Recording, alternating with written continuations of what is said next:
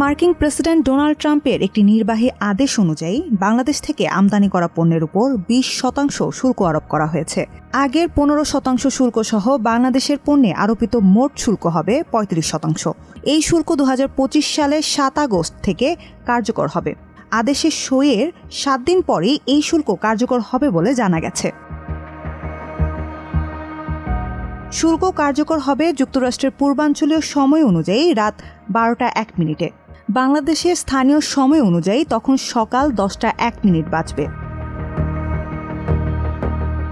White house জানায় যেসব পণ্য 7 আগস্ট রাত 12:01 পর আমদানি বা গুদাম থেকে ছাড়া হবে সেগুলোর উপরই এই নতুন শুল্ক হার প্রযোজ্য হবে। তবে যেসব পণ্য আগে থেকেই পথে রয়েছে মানে ট্রানজিটে আছে তাদের জন্য কিছু ছাড় থাকবে।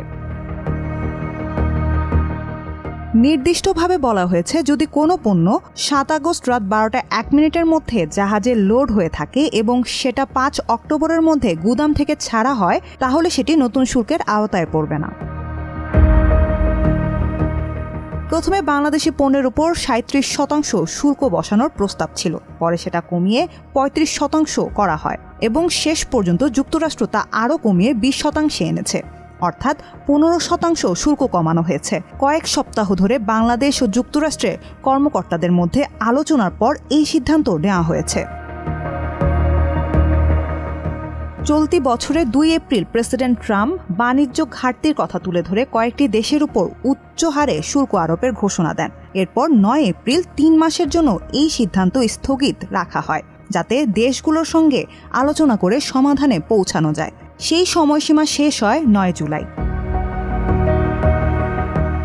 31 জুলাই হোয়াইট হাউস আনুষ্ঠানিকভাবে জানায় বাংলাদেশ যুক্তরাষ্ট্রের সঙ্গে একটি বাণিজ্য চুক্তিতে পৌঁছাতে না পারায় 1 আগস্ট থেকে নতুন শুল্ক কার্যকর হবে। যুক্তরাষ্ট্রে বাংলাদেশ থেকে সবচেয়ে বেশি রপ্তানি হয় তৈরি পোশাক, যা বড় বাজার যুক্তরাষ্ট্র। প্রতি বছর প্রায় $8 বিলিয়ন পোশাক রপ্তানি হয় দেশটিতে, আর যুক্তরাষ্ট্র থেকে প্রায় $2 বিলিয়ন পণ্য আমদানি করে বাংলাদেশ।